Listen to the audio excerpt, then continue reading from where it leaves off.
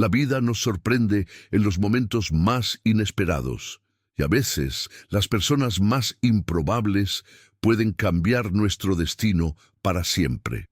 Lo que parecía ser una simple situación en un avión se transformó en un acto de amor y sacrificio que alteró dos vidas de una manera que nadie podría haber anticipado. Esta es una historia de desesperación, coraje y la fuerza silenciosa de un instinto que va más allá de cualquier otra cosa. Si te gusta este tipo de contenido, no olvides suscribirte a nuestro canal Cuentos para el Alma. Publicamos 2 videos todos los días y si te ha gustado esta historia, dale like al video y deja en los comentarios desde qué ciudad o país nos estás escuchando y a qué hora. Nos encantaría saber de dónde nos sigues. El vuelo Barcelona-Madrid se convirtió en una pesadilla cuando el pequeño Diego Martínez, hijo del multimillonario Ricardo Martín, comenzó a llorar desconsoladamente a 30.000 pies de altura. Ricardo, dueño de una de las empresas tecnológicas más importantes de España, se encontraba completamente impotente ante los sollozos incesantes de su bebé de 3 meses. Las azafatas se turnaban tratando de calmarlo. Los pasajeros de primera clase lanzaban miradas desaprobatorias, y Ricardo sudaba frío en su traje de 5.000, sintiéndose el peor padre del mundo. Después de 2 horas de llanto ininterrumpido, cuando parecía que nada podría detener el tormento del pequeño, una voz dulce se elevó desde la clase económica. Era Laura Gómez, madre soltera de 28 años, con su hija Sofía de 2 años en brazos, que viajaba con un pasaje económico pagado con mucho esfuerzo. No tenía dinero, no tenía marido, pero tenía algo que los millones de Ricardo no podían comprar: el instinto maternal nacido del desesperado amor. Lo que ocurrió en los minutos siguientes cambiaría la vida de ambos para siempre, demostrando que a veces el amor no se mide en cifras, sino en gestos que cuestan todo y no piden nada a cambio. El jet privado estaba en mantenimiento, obligando a Ricardo Martín a volar comercialmente por primera vez en años. Sentado en primera clase con su pequeño Diego, de 3 meses, el multimillonario de 40 años ya se sentía completamente fuera de lugar.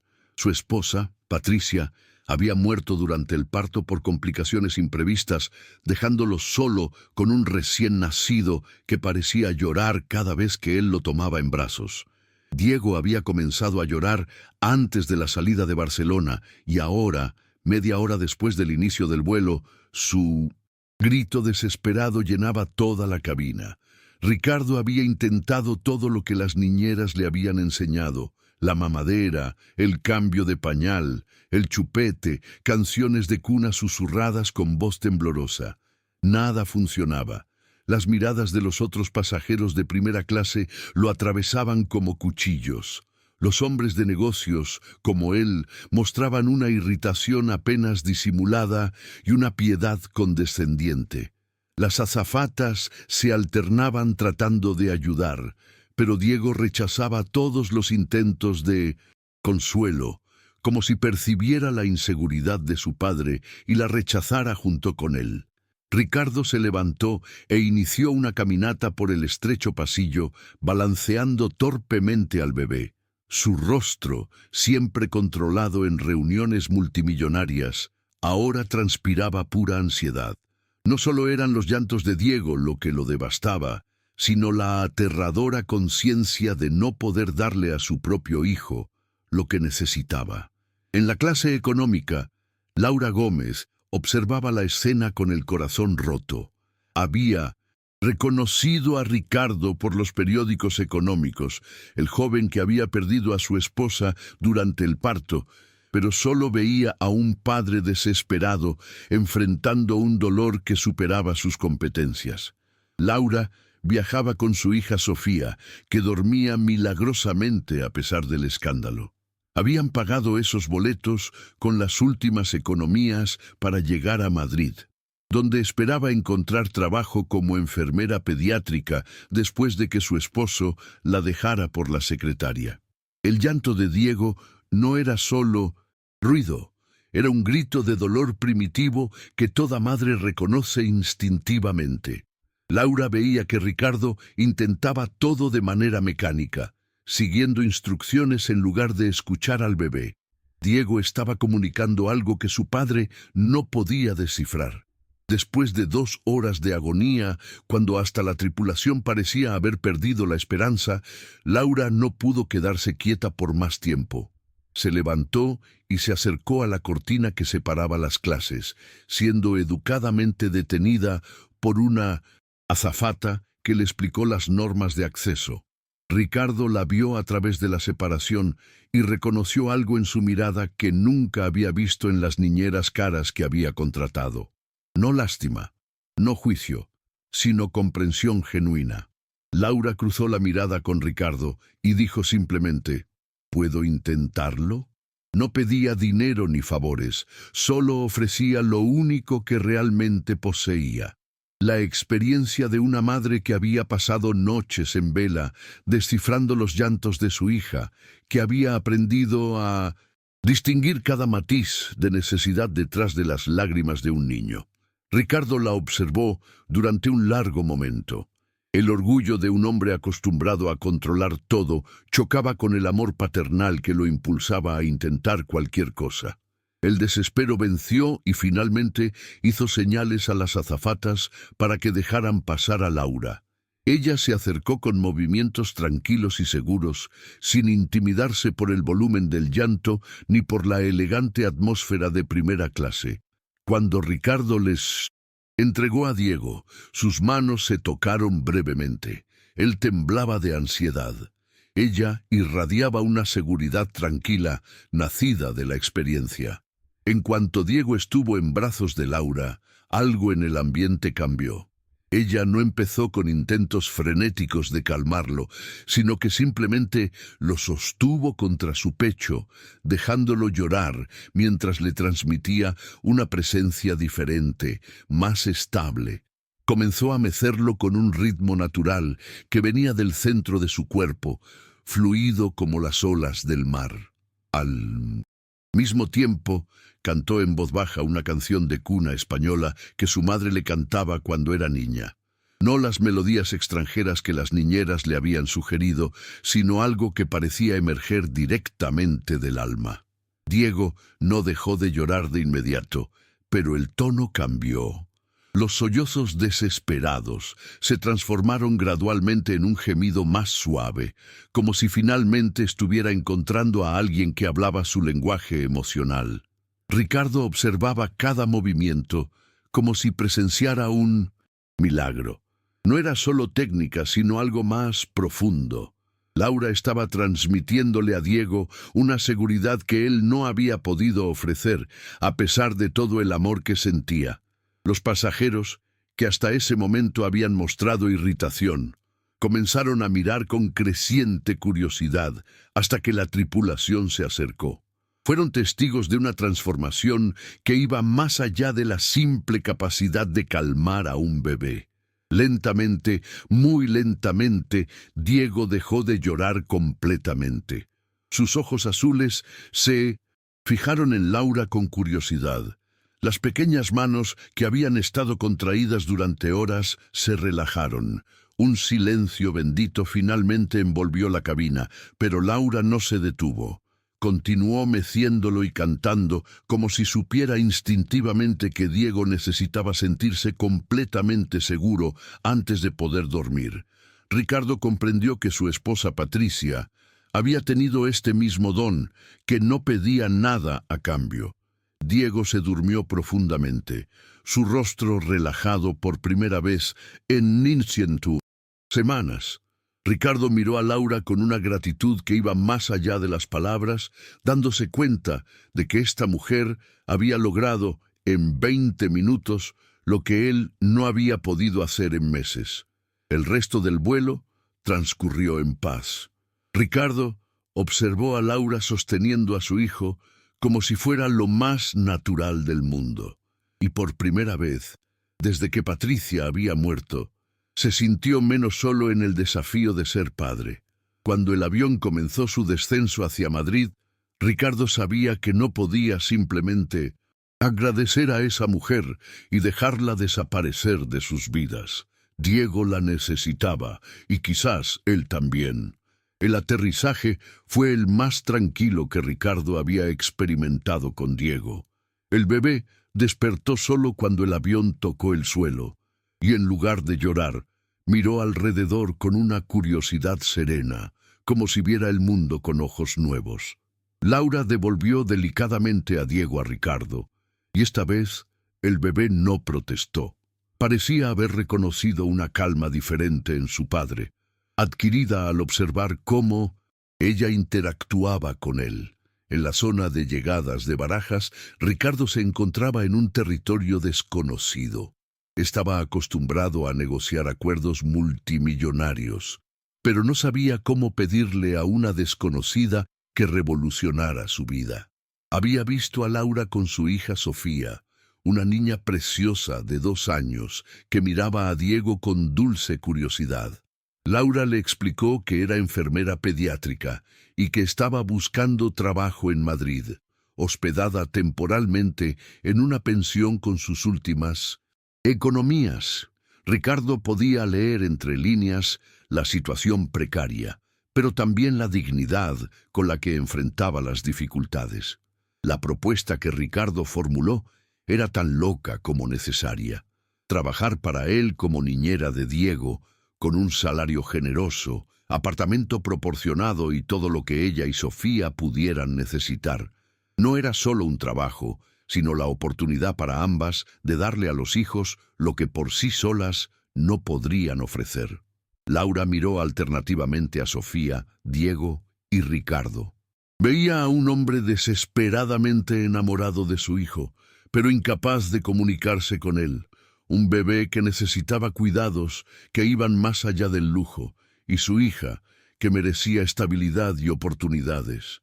Sofía se acercó curiosa a Diego y tocó gentilmente su manita. El bebé, en lugar de llorar, pareció intrigado por la niña mayor.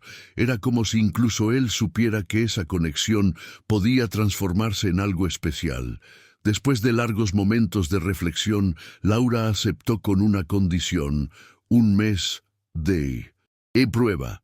Si la situación no funcionaba para alguno de los dos, terminaría allí sin rencores. Ricardo aceptó de inmediato, aunque ya sabía que 1 mes nunca sería suficiente. Mientras salían del aeropuerto juntos, él con Diego y ella con Sofía, las maletas siendo cargadas por el conductor, ambos sentían que estaban comenzando algo que cambiaría sus vidas de formas que aún no podían imaginar. El mes de prueba se transformó silenciosamente en tiempo indefinido, y ninguno de los dos volvió a hablar de plazos o contratos. Estaban construyendo algo juntos que iba más allá de cualquier acuerdo laboral. La mansión de Ricardo en La Moraleja era una obra maestra de diseño que nunca había escuchado el sonido de las risas infantiles. Cuando Laura y Sofía entraron por primera vez, la casa parecía más un museo que un hogar familiar. Todo perfecto, elegante y completamente inapropiado para un recién nacido y una niña de 2 años. Si estás disfrutando esta historia, no olvides dar like al video y suscribirte al canal Cuentos para el Alma. Comentarios como el tuyo son lo que hace que todo esto valga la pena. Las primeras semanas fueron un periodo de adaptación delicado. Diego seguía siendo difícil, pero con Laura mostraba una serenidad que Ricardo nunca había visto. Ella estableció rutinas precisas: alimentación regular, baños relajantes, largas caminatas por el jardín, donde el bebé podía escuchar los sonidos naturales en lugar del silencio aséptico de la casa. Ricardo observaba cada gesto de Laura con atención obsesiva, tomando notas mentales sobre cómo sostenía a Diego durante la alimentación, cómo interpretaba sus diferentes tipos de llanto, cómo la misma canción de cuna parecía tener efectos mágicos en el bebé.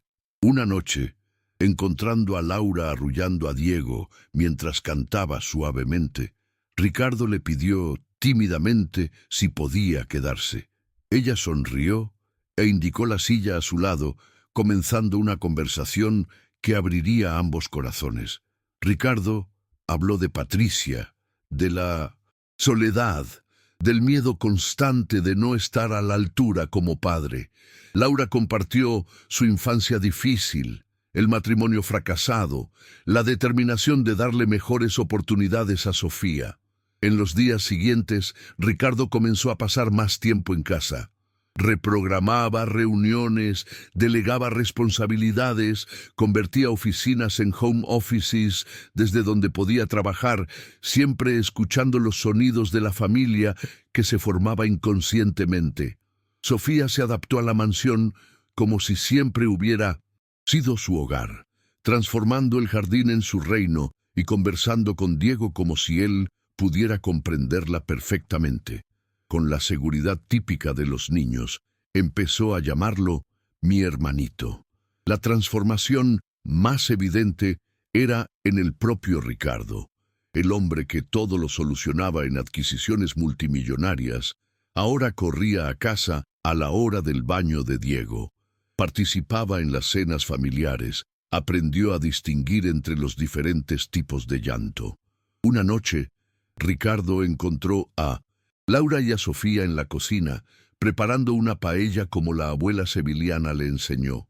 Sofía, cubierta de harina pero feliz, insistió en que Ricardo se uniera a ellas, pero solo después de quitarse el elegante traje, porque la paella es trabajo sucio. Esa noche, comiendo paella casera alrededor de la mesa de la cocina, en lugar de la cena formal, Ricardo se dio cuenta de que el mes de prueba estaba terminando.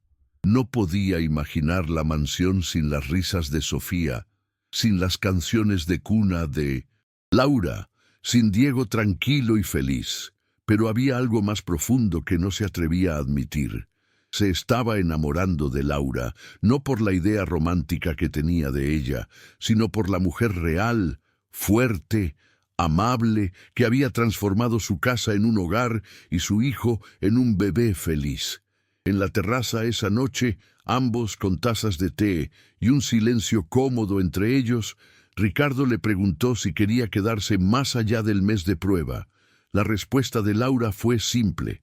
Diego necesitaba estabilidad. Sofía se había encariñado con él. Ese lugar se había convertido en su hogar. Cuando Ricardo le preguntó qué necesitaba personalmente, Laura admitió, honestamente, que no sabía. Todo se había complicado. Las fronteras entre trabajo y sentimientos se volvían cada vez más difusas. No se besaron esa noche, no se declararon, pero ambos sabían que algo había cambiado. Estaban construyendo algo juntos que iba más allá del acuerdo inicial, una posibilidad de amor que ninguno había buscado, pero que ambos estaban aprendiendo a desear. 3 meses después de aquel primer beso en el jardín de otoño, la mansión se preparaba para una celebración especial, el día en que se convertirían oficialmente en una familia ante los ojos de la ley. Diego, ahora con 2 años y medio, corría por la casa con Sofía de 4 años, quien había asumido completamente el papel de hermana mayor protectora. El bebé, que una vez lloraba inconsolablemente, se había convertido en sereno y sonriente, llamando a Laura mamá, con la misma naturalidad con la que llamaba a Ricardo papá. Sofía había desarrollado vínculos especiales con ambos padres adoptivos. Con Ricardo compartía la pasión por los rompecabezas y las construcciones, mientras que con Laura compartía el amor por la cocina y las historias de buenas noches. Pero sobre todo, había encontrado en Diego al hermanito que siempre soñó tener. El camino hasta ese momento no siempre fue simple. Hubo peleas, momentos de duda, la dificultad de equilibrar diferentes roles, pero también momentos de pura alegría. Diego llamando a Laura mamá por primera vez. Sofía declarando que tenía al papá más fuerte del mundo. Los domingos por la mañana, todos en la cama leyendo historias. El día de la audiencia para las adopciones oficiales, la familia Martínez. se presentó unida.